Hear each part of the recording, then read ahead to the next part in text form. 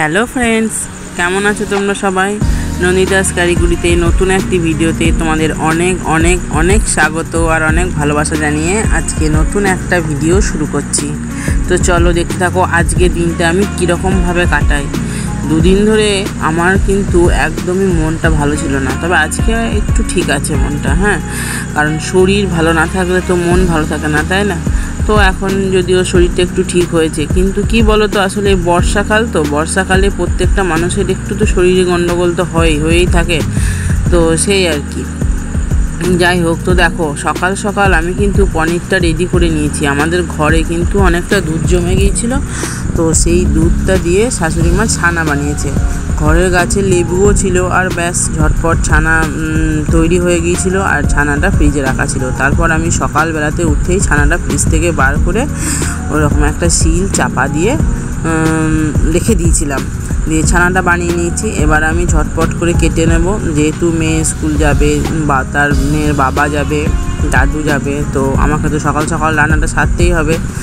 আর যেহেতু ঘরের পনির, আর দিনের বেলা মানে সকালেই ধরো শিলটা চাপা দিয়ে রেখেছিলাম, সেহেতু পুরোপুরি জলটা না ঝরলেও অনেকটা ঝরে গেছে। আর আমার ছানাটা খুব সুন্দর হয়েও ছিল, দেখতেই পাচ্ছ। তো যাই হোক, 1 ঘন্টা মতন এটাকে চাপা দিয়ে রেখেছিলাম, আর তারপর সমস্ত জল বেরিয়ে ছানার এরকম আকার একটা এসেছে। এবার আমি একদম সুন্দর করে কেটে নিচ্ছি, আর এই ছানাটা দিয়েই হবে আজকে তরকারি। তো চলো দেখতে থাকো কিভাবে আমি তরকারিটা করি। যদিও তোমরা জানো, তবুও আমি আমার স্টাইলে কিভাবে করি সেটা একটু তোমাদের সঙ্গে শেয়ার করছি। আর বন্ধুরা দেখো, আমি কত সুন্দর করে কেটে নিয়েছি পনিরগুলো। আমার কিন্তু সাইজগুলো খুব সুন্দর হয়ে গিয়েছে, একটাও কিন্তু ভাঙেনি। তো এরকমভাবেই কিন্তু আমি পনির বানিয়ে থাকি ঘরে। আর এই পনিরটা কিন্তু খেতেও খুব টেস্টি হয়, আর হালকা করে ভাজতে হয় আর কি, খুব বেশি করে ভাজি না, যার কারণে একটু টেস্ট লাগে। তবে আমি কিন্তু আজকে কি হয়েছিল, রান্নাটা বসিয়ে একটু এদিক ওদিক করতে গিয়েছিলাম, আর মেয়ে এসে কথা বলছিল, দিয়ে আমার একটুখানি বেশি ভাজা হয়ে গিয়েছিল। তো যাই হোক, আজকে হচ্ছে পটল দিয়ে, গাজর দিয়ে আর আলু দিয়ে পনিরের তরকারি। যেহেতু আমাদের আলুটা কম দেওয়া হয়, তো সেই কারণে আমি শুধু আলু দিয়ে পনিরের তরকারিটা করতে পারি না, ওই পটল দিয়েই আমাকে পনিরের তরকারিটা করতে হয়। ওই দেখো, মেয়ে চলে এসছে, বললাম না মেয়ে এসেছে। আর মেয়ে এসে ক্যামেরাটাকে নিয়ে এদিক ওদিক সেদিক করছে, একবার করে পড়বে আর একবার করে মা কি রান্না করছে, এই হলো ওর কাজ, দেখতে আসে। নন্দিতাস কারিগরিতে তোমাদের সবাইকে স্বাগত জানাই।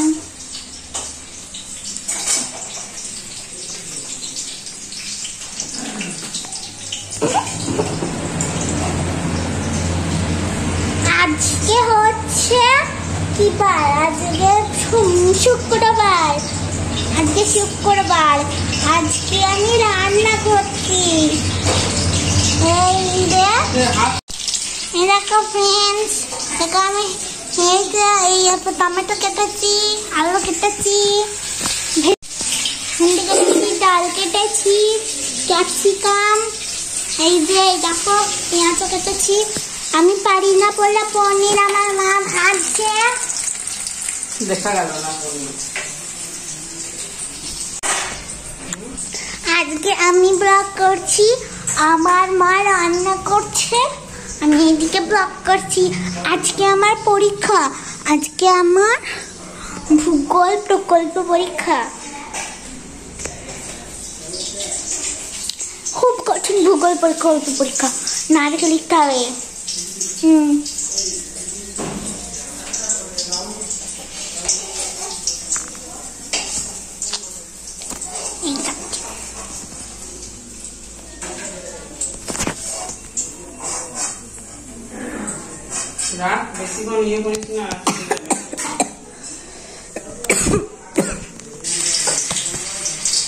আমার নাম শরণ্যা দাস, আর আমার ভালো নাম দেবস্মিতা দাস। আমি কিন্তু পনির ভাজতে লেগে গিয়েছি, আর পনির ভাজা হয়ে গেছে। এবার আমি হচ্ছে তরকারিটা করছি। তরকারিতে কিন্তু আমি আলুটা আগেই প্রেসার কুকারে সিটি দিয়ে দিয়েছি। প্রেসার কুকারে আগেই তো বলেছি, প্রেসার কুকারে সিটি দিয়ে দিলে কিন্তু আলুটা অনেকটাই মানে রান্নাটাও সহজ হয়ে যায়, আর আলুর যে গুণাগুণ সেটা অনেকটা বেরিয়ে যায় বলে অন্ততপক্ষে আমার মনে হয়। তো দেখো, এতগুলো লোক যখন আমরা পরিবারে আছি, 6-7 জন লোক প্রায় আছি, আপাতত এখন 6 জনই আছি, তো এতগুলো লোকের তো কিছু তো আলু দিতেই হবে ধরো। তো কি সেই জন্য দেখি যতটা পারি চেষ্টা করি আলুটাকে যাতে একটু মানে কম দেবার, আর তরকারিতে 1টা কি 2টো করে আলু দিই, কিন্তু সেই আলুটাও একটু প্রেসার করে সিটি দিয়ে নিই, তাহলে যাই হোক যতটাই হোক একটু গুণাগুণটা বেরিয়ে যায়। এই তো হচ্ছে কথা। আর আমি তারপরে ক্যাপসিকামটা দিতে ভুলে গিয়েছিলাম, তো ওই জন্য ক্যাপসিকামটা দিয়েছি শেষে। আর ক্যাপসিকামটা তো তেলে ভাজার দরকার নেই, যেহেতু ক্যাপসিকাম একটু কাঁচাও খাওয়া যায়, তো সেই কারণে সমস্ত কিছু নেড়ে নিয়েছি একদম। এবার জল দিয়ে দিয়েছি। আজকে আকাশের অবস্থা দেখো, আমারও মন ভার, আকাশেরও মন ভার। কি করব বলো, মাঝে মাঝে তো মনটা সত্যিই খুব খারাপ করে ওঠে, কোনো কারণ নাই, কিচ্ছু নেই, হঠাৎ করে মন খারাপ হয়ে যায়, কি জানি কিছুই বুঝতে পারি না। না ভালো লাগে খেতে, না ভালো লাগে মানে কাজ করতে, না ভালো লাগে কোথাও যেতে, মানে বাড়ি থেকে বেরোতেও ভালো লাগে না, যে বাবার বাড়ি যাব সেটাও ভালো লাগে না, ইচ্ছা করে না, আবার ঘরে থাকতেও ইচ্ছা করে না। শুধু শুধু মনে হয় এই তো জানলার ধারে পুকুরের দিকে তাকিয়ে দাঁড়িয়ে থাকি, মনে হয় কী করব, আবার যদি রান্না বান্না না করি সেটাও ইচ্ছা করে না, মানে রান্না বান্না না করলেও ভালো লাগে না, করতেও ভালো লাগে না, মানে কি করব বুঝতে পারি না। মাঝে মাঝেই কী হয়, তোমাদের সঙ্গে কি এরকম কিছু হয় বলো তো? আমার সঙ্গে কিন্তু এরকমটা মাঝে মধ্যেই হয়, মানে মাঝে মধ্যে কি এই ধরো যখন শরীরটা খারাপ হয় তখন এরকম একটা মনে হয়, তখন সমস্ত দুঃখ মানে যে যা বলেছিল সেগুলো সমস্ত কিছু মনে পড়ে যায়, এইটা মানে আমার সঙ্গে হয়। তো তখন আমি বুঝতে পারি না কি করব, মানে কারোর সঙ্গে ফোনে কথা বলেও শান্তি পাই না, কারোর সঙ্গে কথা বলতে ইচ্ছা করে না, শুধু মনে হয় চুপচাপ বসে থাকি বা কাজ করছি চুপচাপ, ওই যে দেখছো না কানে হেডফোন লাগানো আছে, তো এই হেডফোনে হয় গান শুনছি, না হলে কোনো ব্লগ চ্যানেলের ভিডিও দেখছি, এই সমস্ত কিছু করেই সময়টা কাটিয়ে ফেলি। আর ওই যে দেখছো না আমি যে কি বলছি, আমি এডিট করার সময় আমি নিজেই শুনতে পাচ্ছি না, তো সেই কারণে আমি আমার নিজের মানে যেটা বলছিলাম সেটা আর কি আমি মিউট করে দিয়েছি, কারণ এতই শরীরটা খারাপ ছিল যে আমি যে কথাটা বলেছি এতটা ধীরে ধীরে বলেছি যে আমি নিজেই শুনতে পাচ্ছিলাম না। তো যাই হোক, মনটা ভীষণই খারাপ ছিল, সেই কারণে আর কি আমার এই পরিণতি। তো স্নান করার পরে তবুও একটু মনটা ভালো হয়েছে, মেয়ে স্কুল থেকে চলে এসেছে, আজকে শাড়ি পরেছিলাম, তো এইভাবেই তারপরে মেয়েকে বলছি তোর একটু ভিডিও করি, আর ও তো এরকমভাবে নিজের মুখটাকে লুকাচ্ছে। এই দেখো শাড়ি পরেছি, আমাকে শাড়ি পরে কেমন লাগছে তোমরা একটু জানিও, হ্যাঁ কমেন্ট করে। তারপর মেয়েকে বললাম একটু ভিডিও করে দে, ও তো দেখো ফ্রিজের মধ্যে ফোনটাকে ঢুকিয়েছে, মানে এই সমস্ত কিছু করছে আর কি, বদমাশি করছে। যাই হোক, ও যদি বাড়িতে থাকে না, মেয়ে যদি বাড়িতে থাকে তাহলে কিন্তু সত্যি মনটা অনেকটা ভালো থাকে, অনেক অনেক ভালো লাগে। মেয়ে বা হাজব্যান্ড যদি বাড়িতে থাকে, বা হাজব্যান্ড যদি কোনো কারণবশত বাড়িতে নাও থাকে, মেয়ে যদি বাড়িতে থাকে তাহলে কিন্তু মনটা অনেকটা ভালো থাকে। আর এই যে দেখতে পাচ্ছ তোমাদের সঙ্গে সমস্ত কথা যখন শেয়ার করছি না, সত্যি মনটা অনেকটা হালকা হয়ে যায়। আর কি বলো তো, আসলে সারাটা দিন এতটাই একঘেয়েমে একটা বোরিং লাইফ কাটে না, কি বলবো, মানে মেয়েদের এই যে ধরো যারা গৃহবধূ আর কি, তাদের সারাটা দিন ঘরের মধ্যে, তো কথা বলারও কেউ নেই, আর আমি তো বাইরেও খুব একটা বেরোই না, সারাক্ষণ ঘরের মধ্যেই থাকতে হয়।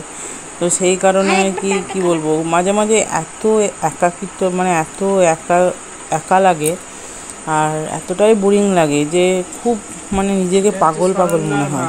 তো যাই হোক, মেয়ে যেহেতু সঙ্গে থাকে, আর মেয়েটা বড় হয়ে গিয়েছে, তো একটু মায়ের সঙ্গে কথা বলে গল্প করে, তখন মনটা অনেকটা ভালো হয়ে যায়, এই হচ্ছে কথা। তো যাই হোক, তোমাদের সঙ্গে অনেক কথা শেয়ার করে ফেললাম। আর এই তো আমি খাবার সময় চলে এসেছি, মেয়ে স্কুল থেকে ফিরেছে, আগেই বললাম, তখন কটা বাজবে, 1:30, হ্যাঁ এরকমই বাজবে। তো আমি স্কুল থেকে চলে এসেছে, আর খেতে দিচ্ছিলাম ওকে, ভাত মাখিয়ে দিচ্ছিলাম ওকে, যেহেতু এখন আর খাইয়ে দিতে হয় না, নিজেই খেতে পারে। আর আমরা ভাত বেড়ে নিচ্ছিলাম, সেটুকু আর শেয়ার করা হয়নি। আর খেতে খেতে দেখো বৃষ্টি আরম্ভ হয়ে গেছে, বেশ জোরেই বৃষ্টি এসেছিল। আর কি হয়েছে, আমাদের উঠানে অনেকগুলো জামা কাপড় মেলা ছিল, দেখলেই তো সেগুলো আর কি তুলতে হলো। মেয়েও দৌড়ে তুলতে গিয়েছিল আর বড় মাও তুলতে গিয়েছিল। তো এইভাবে তোলাম। মেয়ের যেহেতু আগে খাওয়া হয়ে গিয়েছিল, তোকে বললাম বৃষ্টিতে ভিজিস না, কিন্তু না, হবে না। আর বৃষ্টির সময় কত সুন্দর লাগছে দেখো আমাদের গাছের এই ফুলগুলো।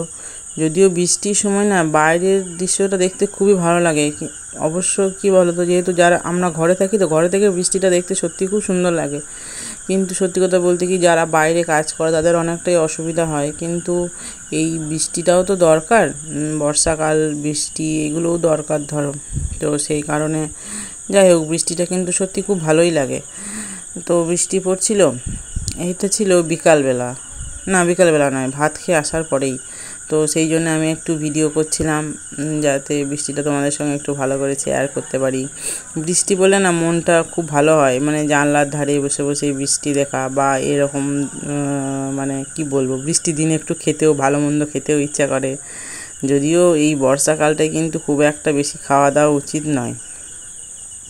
তো যাই হোক, চলো।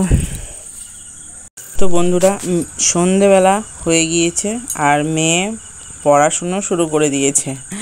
আর কি বলবো, আমিও চা নিয়ে হাজির। আমি আমার চা করে নিলাম আর মেয়েকে দুধ আর কর্নফ্লেক্স দিয়ে দিলাম। তো মেয়ে ওটা খাচ্ছিল।